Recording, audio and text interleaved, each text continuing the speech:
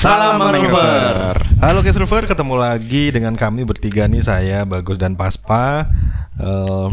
Akan meracau ya barangkali ya, meracau dari judulnya ini udah terlihat ya, yaitu opini rencana pembangunan jalan tol di pesisir kota Semarang, yang mana kami ini itu tinggalnya di Semarang. Dan kegiatan-kegiatan kami di Ikamat itu banyak yang di Semarang juga gitu, dan tentu sangat berpengaruh sekali untuk aktivitas keseharian, terutama untuk menjalankan program-program di kawasan pesisir yang mana terdapat rencana pembangunan jalan tol yang dilakukan dari yang direncanakan mulai dari mana sih, Kendal ya, pintu masuknya Kendal sampai ke itu yang Demak mana barat tuh? Ya. Yang ya, ada bagian sampai, barat sama ya, dari timur. barat sampai timur ya, dari barat sampai timur. Karena yang timur udah jadi tuh, yang di itu masih Semarang, kok udah Demak sih itu? Udah Demak, Mas. Udah Demak ya. Yep. Pintu masuknya udah Demak Timbul ya. Sloko. Timbul Sloko ya, itu udah di Demak. Jadi yang di timur nih, Case Rover udah jadi kalau di Semarang. Semarang Demak tuh udah ada jalan tolnya gitu. Yang mana itu juga udah sangat berubah banget ya kawasan. Itu sesi 2 nih ya. Kan ada 2 ini kan ya. Yang mau menutup laut sama yang itu kan. Berarti kan yang sebelah barat itu nanti yang rencana menutup laut itu dibuat tanggul, tapi kalau yang sebelah timur itu yang udah dibangun modelnya kayak yang di jalan tol Bali Mandara. Bali Kalimantan Bandara juga kan yang ini apa? Pipa-pipa itu. Pakubumi. Nah, kami bertiga akan beropini bebas juga sih, ini masing-masing aja melihat berbagai macam sudut pandang mengenai rencana pembangunannya ini, dan tentunya terhadap dampak yang ada di kawasan pesisir, yang mana itu juga spesifik nantinya akan ke ekosistem mangrove-nya gitu. Tapi sebelum jauh ke sana, isu ini tuh sebenarnya sudah lama ya dibahas oleh berbagai macam kalangan di berbagai macam forum-forum pertemuan. Itu sering sekali kita dengar, dan banyak pro kontranya juga kan. Banyak pro kontranya. Ada yang tentu yang setuju itu dari mana bisnis gitu, mungkin ya, lagi kira-kira transportasi gitu-gitu kan. Itu yang pro ya. Yang kontra ya kebanyakan adalah masyarakat pesisir terutama yang terkena dampak atau imbasnya secara langsung, dan pegiat-pegiat mangrove ya yang tidak secara langsung tinggal di pesisir, tapi dia berada di sisi mendukung konservasi, perlindungan existing mangrove dan produksi perikanan yang terjadilah di kawasan itu. Ada info tambahan mengenai ini apa? Pembangunan rencana jalan tolnya? Dia bagus, ada info tambahan atau Paspa? Paspa. Ini sih dapat informasi kalau nggak salah tanggal 22 ya. 22 itu dibuka yang di Demak. Mulai dibuka lagi. Jadi mulai beroperasi, nanti kalau mau nyoba ya langsung aja. Kan hari ini tanggal 2. Besok ya. Besok. Ini kita tik tanggal 21 ya, hari Rabu. Besok dibuka ini yang Demak. Nanti langsung tembus ke Lingkar Demak. Iya. Waduh, oke, nanti kita coba itu infonya infonya itu. Oke. Iya. Dan sebagai informasi juga bagi yang belum bisa membayangkan, jadi posisi jalan tol yang besok dibuka itu berada di atas area pertambakan ya di Demak gitu. Jadi memang sangat genuine barangkali, belum, atau di tempat lain sudah ada yang kayak gini ya. Kalau yang di Bali itu kan dia di pesisir lautnya ya, tapi itu di genuine di mayoritas ada di kawasan pesisir, yang mana itu adalah tambak. Oke. Nah, kaitannya antara jalan tol, kemudian reklamasi dan ekosistem mangrove, bagi Bagus gimana nih? Opininya ya. Iya. Mungkin keterkaitannya dulu lah, sebelum nanti kita bahas setuju atau enggaknya. Waduh. Jadi kalau keterkaitannya jalan tol sama mangrove ya berarti ya, sama ekologi, ekosistem seperti itu. Kan kabarnya itu kan mau dibendung ya, yang di bagian Tanggul ya. Di Tanggul. Jadi itu salah satu fungsi lainnya selain untuk mempercepat transportasinya karena macet di Semarang juga, itu ada buat pelindung daerah rob. Kabarnya seperti itu. Nah, tapi kalau kita ibaratnya di bendung, pasti ada yang pengaruhnya juga kan, pengaruh buruknya terhadap ekologi mangrove, karena mangrove itu kan hidupnya di pasang surut, itu tempatnya di bendung, pasti mangrove-nya akan mati di daerah tersebut. Itu tadi aku ukur sekilas itu sekitar 30 hektar di daerahnya. Itu yang apa? Yang terdampak hilang atau? Yang kan ada gambarnya ya, yang desainnya itu kan yang di bagian timur berarti ya, yang arah Demak itu berarti di daerah industri Terboyo ya. Itu kan sebelahnya ada mangrove. Iya. Nah, itu sekitar 27 hektaran. Terus di Sayungnya sendiri itu ada sekitar 4 hektar. Jadi 30-an kurang lebih sekitar itulah 30 hektar mangrove yang ibaratnya mereka juga punya hak untuk hidup kan ibaratnya. Dan enggak hanya mangrove aja kan, di situ ada ikan-ikan, terus ada burung yang singgah, itu perlu difikirkan juga. Seperti itu sih. Jadi enggak efisiensi untuk nilai ekonomi, jadi ekologi juga penting seperti itu sih. Kalau jadi pandangan saya seperti itu. Berarti posisinya mangrove itu terancam ya saat ini.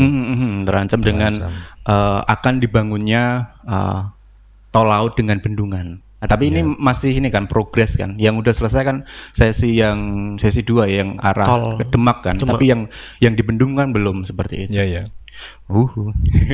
Itu sih apa ini saya sih. Yang awal-awalnya. Ya. Mas Pak gimana Mas Pak? ini ya susah ya opininya ya.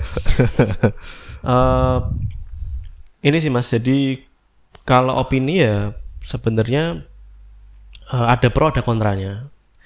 Jadi ketika pembangunan tol yang sesi 2 itu dibangun dengan konsep cakar ayam, itu sebenarnya sangat membantu untuk transportasi yang ada di Pantura sebenarnya, karena memang sudah bertahun-tahun memang macet di situ, kemudian dampak perubahan iklim dan lingkungannya ada di situ juga sangat dibutuhkan rekayasa teknik dilakukan di situ, salah satunya pembangunan jalan tol untuk memudahkan pengguna jalan yang ada di sana.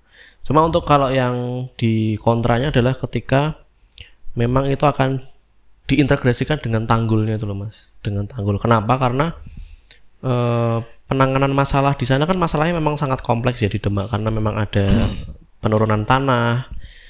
Nah, apakah pasti sudah dipikirkan lebih jauh ya? Apakah masalah penurunan tanah itu sudah diatasi dalam artian mungkin pengambilan air tanah yang berlebihan, kemudian pembatasan zona merah itu apakah sudah dilakukan, kemudian pembuatan baku mutu air apakah sudah dilakukan.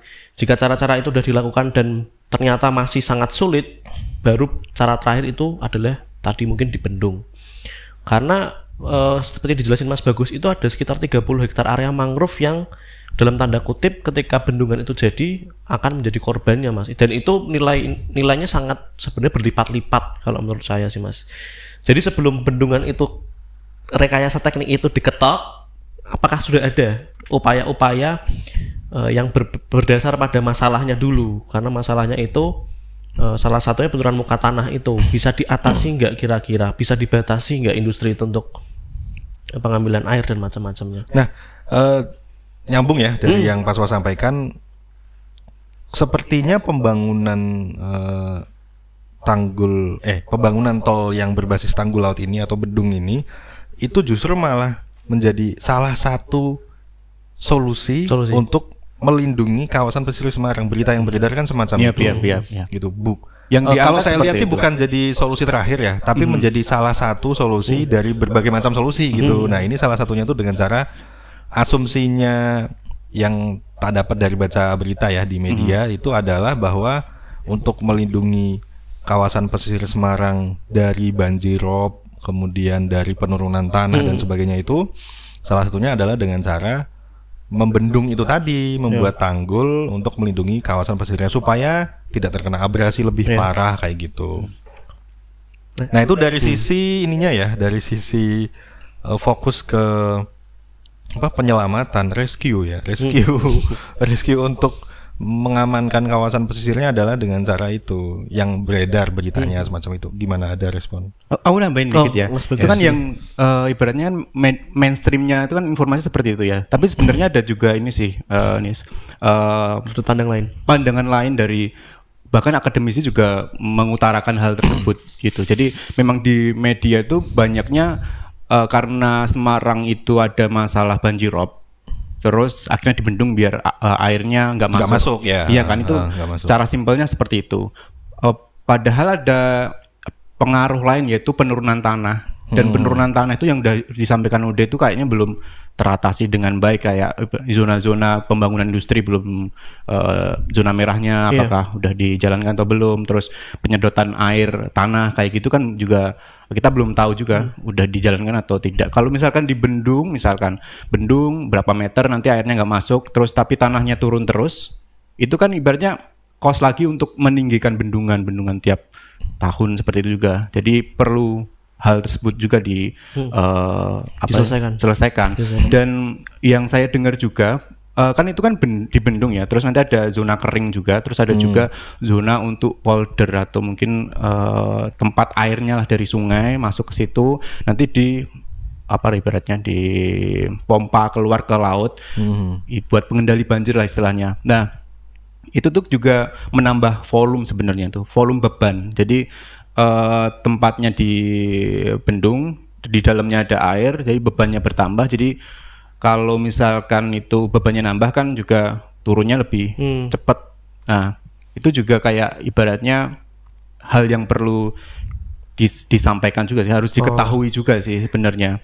Nah, terus hal yang tambahan lain, okelah Semarang misalkan aman gitu dengan rekayasa teknik tersebut. Tapi kan sifat air itu kalau dari laut, kalau dia nggak masuk ke tempat yang awalnya, dia akan berpindah ke daerah yang lebih rendah. Nah, dia akan mencari zona yang lain untuk ditempatin ibaratnya. Nah, daerah yang lebih rendah itu sangat mungkin dia akan lari ke daerah Demak, Timbul Sloko misalkan seperti itu.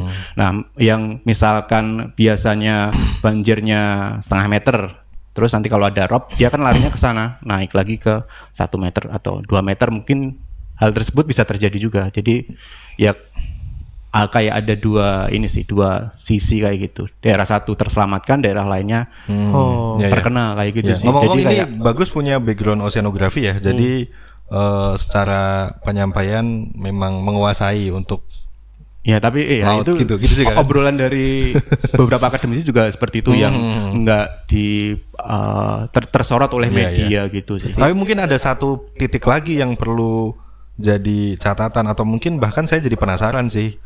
Ketika nanti di bendung, kemudian tadi disampaikan dia akan bergerak atau berpindah ke tempat yang lebih rendah. Yang lebih penasaran sih sebenarnya daerah yang di bendung itu kan kering tuh, nggak akan ada air. Nah, itu gimana itu? Mau diapakan? Itu kan lumayan besar ya. Kalau kabarnya mau malah dijadiin industri lagi nih kabarnya. Tapi berarti diuruk ya? Ada yang zona untuk pengendali air, poldernya, ada juga tempat yang kering. Jadi kan totalnya cukup gede kan. Kalau yang aku lihat di berita itu yang di area Terboyo itu ada 189 hektar, istilah itu retention pond kayak ya, poldernya luasnya segitu, terus yang Sri Wulan tuh 28 hektar gitu. Tapi ada tempat-tempat yang bakal dikeringkan gitu. Oh, berarti bisa dipastikan nanti area-area yang dulunya basah, dalam hal ini tambak, kemudian kering, otomatis berarti udah bisa dipastikan produktivitas perikanan dalam hal ini adalah bandeng mungkin, terus udang, kepiting kalau ada, itu berarti sangat-sangat bukan terancam lagi ya, nanti pasti udah nggak akan ada lagi aktivitas aktivitas produktivitas nelayan itu tambak terutama karena udah nggak ada suplai air, kemudian areanya nanti akan dikeringkan, mungkin akan diuruk gitu. Jadi otomatis akan banyak sekali perubahan profesi sosial atau pekerjaan besar-besaran di kawasan pesisir gitu. Pabrik. Iya, mungkin pindah ke pabrik, bahkan nggak usah nunggu bendungan ini nanti atau jalan tol ini dibangun ya. Saat ini pun berdasarkan hasil berdasarkan informasi dari masyarakat pesisir di Mangkang terutama, itu yang sudah banyak juga yang alih profesi dari yang sebelumnya nelayan tambak atau profesinya petambak gitu, dia bergeser ke profesi-profesi yang nggak ada hubungannya sama sekali dengan kawasan pesisir, tukang ojek misalkan atau yang lainnya gitu, buka usaha dan seterusnya gitu. Jadi mungkin akan banyak sekali turunannya ketika itu nanti dibangun, dan itu juga saya kira menjadi tanggung jawab pemerintah ya, pemerintah kota, baik provinsi, pemerintah kota Semarang maupun provinsi Jawa Tengah dalam hal ini. Karena kan pembangunan jalan tol ini masuk ke PSN ya, program strategis nasional. Program apa proyek sih? Proyek strategis nasional ya. Itu jadi turunannya banyak sekali, masyarakat harus dijamin bahwa nanti setelah dibangun alih profesinya itu sudah disediakan lebih dahulu gitu. Jadi mungkin sedikit nyuri kesimpulan ya, setuju tapi masalah yang nantinya akan timbul harusnya sudah disiapkan jauh sebelum proyek pembangunan itu berjalan gitu. Iya benar. Gitu kan. Itu ada ini lagi apa? Tambahan lagi nggak ada? Oh, ya. Mungkin nambahin sih. Jadi tadi yang kaitannya sama mangrove itu ya. Jadi mangrove sendiri itu sebenarnya bisa dihitung sebenarnya valuasi ekonominya berapa. Nah, harusnya mungkin udah ada ya feasibility study atau dokumen-dokumen sebelum pembangunan tol Tanggul itu pasti ada pertimbangan. Jadi apakah mungkin kerugian ya, dalam tanda kutip kerugian per tahun karena adanya banjir rob di Kota Semarang itu apakah lebih besar daripada ekosistem yang ada di situ yang perlu dijaga, valuasi ekonominya ya. Ketika memang berlipat-lipat kerugiannya lebih banyak, ya mungkin salah satu tindakan yang bisa diambil ya memang itu untuk membendung. Karena daripada nih rugi nih bertahun-tahun dengan mempertahankan itu, ya sudah dilakukan tindakan untuk membendung gitu. Harusnya itu dihitung secara presisi sih valuasi ekonomi ketika ada mangrove di situ, karena itu berdampak sama hasil laut juga, nelayan, kemudian nutrisi yang ada di sekitar kawasan tersebut. Gitu sih tambahannya, Mas. Ya, mungkin aku tambahan lagi ya terkait tol sama mangrove-nya. Jadi juga sempat dengar karena mangrove-nya itu bakal ibaratnya terancam ya ataupun mungkin mati. Jadi ada tanggung jawab untuk itu. Mungkin ada penanaman seperti itu. Relokasi. Tapi dalam arti itu kan mangrove-nya itu kan sudah berumur ya, udah tinggi-tinggi, udah ada nilai plusnya gitu, untuk kayak misalkan karbonnya udah tersimpan, terus ada hewan-hewan yang tumbuh di situ. Jadi ibaratnya kalau misalkan di situ rusak 30 hektar, nanam 30 hektar tuh belum sama. Nilainya belum sama. Jadi harus ada nilai yang lebih dari nanam 30 hektar itu. Kadang tuh kan kalau umum mungkin kalau rusaknya 30 hektar kita nanamnya 30 hektar. Enggak juga. Karena manfaat yang udah didapatkan selama mangrove itu ada itu banyak sekali, kayak misalkan penyimpan karbon itu. Secara ekologi lah ya. Nah, makanya kemarin juga sempat dapat informasi kalau pemerintah itu ada niatan untuk memindahkan ya mangrove yang sudah merelokasi mangrove yang sudah tumbuh dengan besar gitu. Ya bagi kita yang ngerti tentang mangrove ya itu sebuah tindakan yang tidak patut ya, karena nggak mungkin kita. Jadi kalau di darat mungkin pohon-pohon darat yang udah besar gitu mereka bisa dipindah dengan cara ada alat khusus gitu yang nyerok atau ngambil setanah-tanahnya sampai ke akar-akarnya, pohonnya dipindah.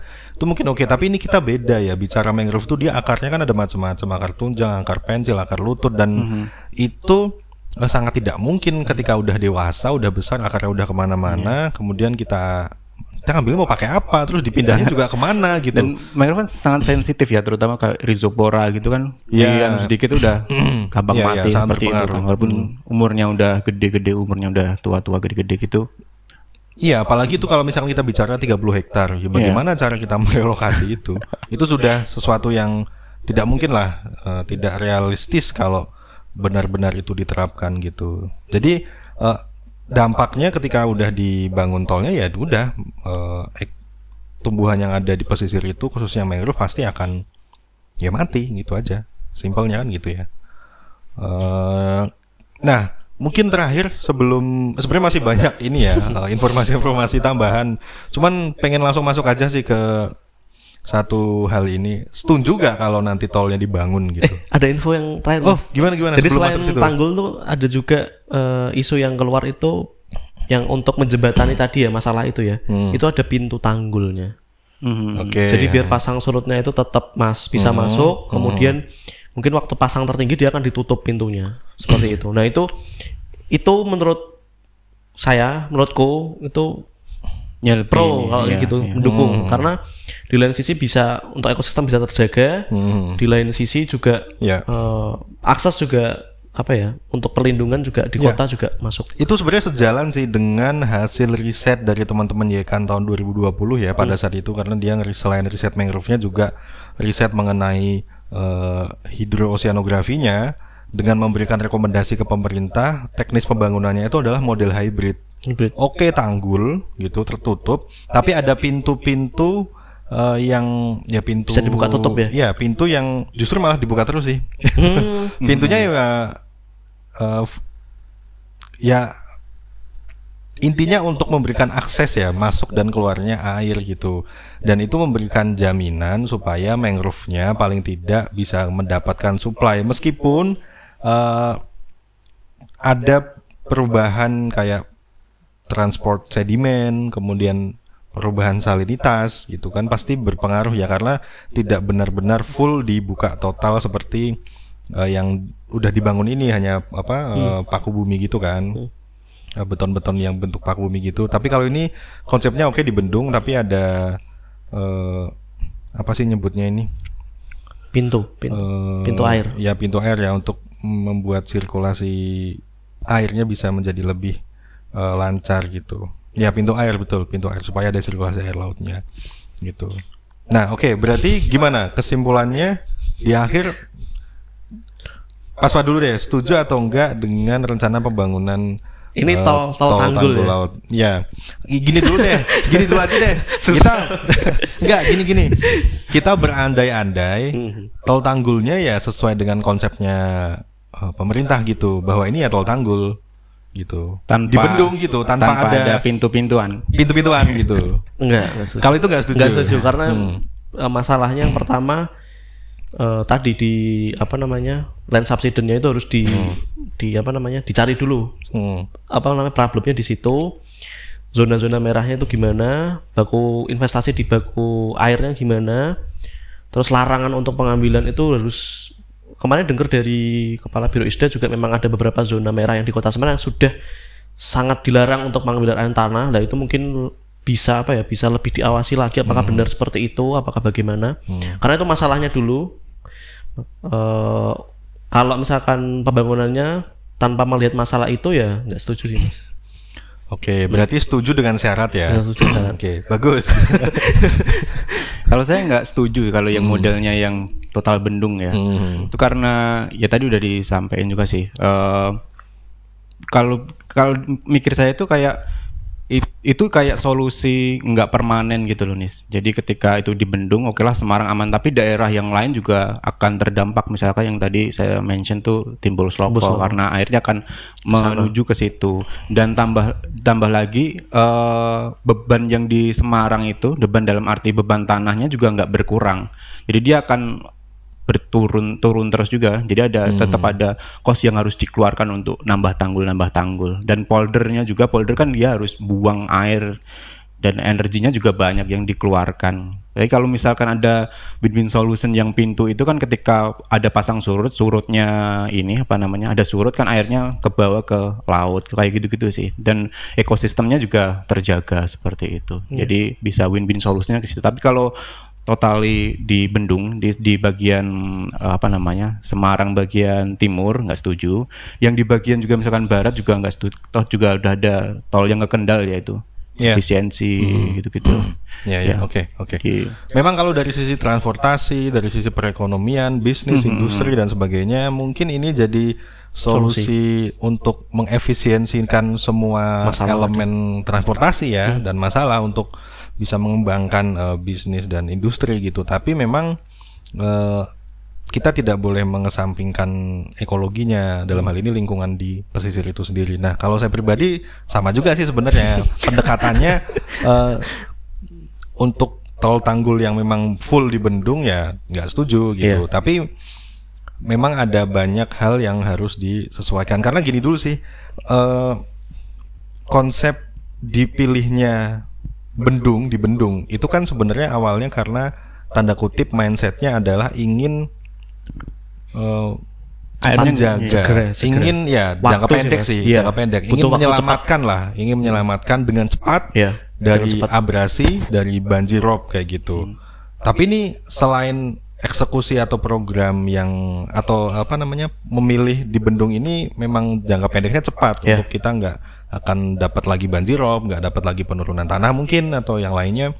Tapi jangka panjangnya sepertinya nanti akan ada hal yang lebih besar lagi dan itu problem yang akan lebih masif lagi nantinya ketika sudah benar-benar total ditutup gitu.